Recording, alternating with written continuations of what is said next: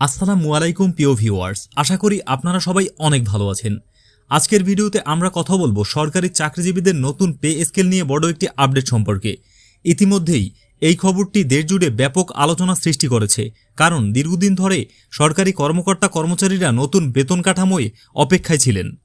সাম্প্রতিক তথ্য অনুযায়ী 2026-27 অর্থ বছরের প্রথম দিন অর্থাৎ আগামী জুলাই মাস থেকেই নতুন পে স্কেল কার্যকর করার সিদ্ধান্ত নেওয়া হয়েছে বলে জানা গেছে। অর্থ মন্ত্রণালয়ের উচ্চ পর্যায়ের এক কর্মকর্তা জানিয়েছেন, জুলাই থেকেই নতুন কাঠামোতে বেতন পাওয়া নিয়ে কোনো সংশয় নেই, তবে পুরো বেতন একসাথে নয়, ধাপে ধাপে বাস্তবায়নের পরিকল্পনা করা হয়েছে। প্রাথমিকভাবে আগামী 1 জুলাই থেকে বর্ধিত মূল বেতনের 50% কার্যকর হতে পারে। এরপর বাকি 50% 2027-28 অর্থ বছরে যুক্ত করা হবে, আর 2028-29 অর্থ বছরে বিভিন্ন ভাতা ও অতিরিক্ত সুবিধা অন্তর্ভুক্ত করার পরিকল্পনা রয়েছে।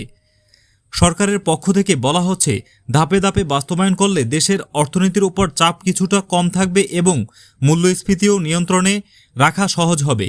জানা গেছে, আগামী অর্থ বছরে শুধুমাত্র মূল বেতনের অর্ধেক কার্যকর করতেই 30,000 কোটি টাকা বেশি বরাদ্দ রাখার প্রস্তুতি নেওয়া হচ্ছে।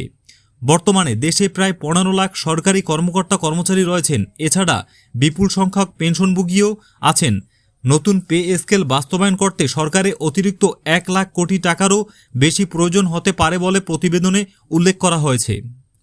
এদিকে প্রস্তাবিত নতুন কাঠামো অনুযায়ী সর্বনিম্ন বেতন 8,250 টাকা থেকে বাড়িয়ে 20,000 টাকা এবং সর্বোচ্চ বেতন 78,000 টাকা থেকে বাড়িয়ে 1,60,000 টাকা করার সুপারিশ করা হয়েছে।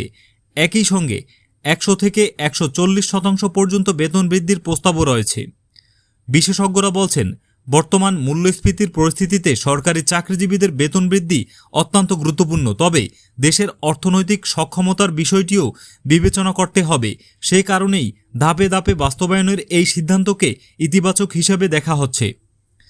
তো ভিউয়ার্স, এই ছিল পে স্কেল নিয়ে সর্বশেষ আপডেট। যদি আজকের ভিডিওটি ভালো লাগে তাহলে অবশ্যই একটি লাইক দিবেন, বন্ধুদের সাথে শেয়ার করবেন এবং এ ধরনের ভিডিও নিয়মিত পেতে চাইলে চ্যানেলটি সাবস্ক্রাইব করে সাথেই থাকবেন। আল্লাহ হাফেজ।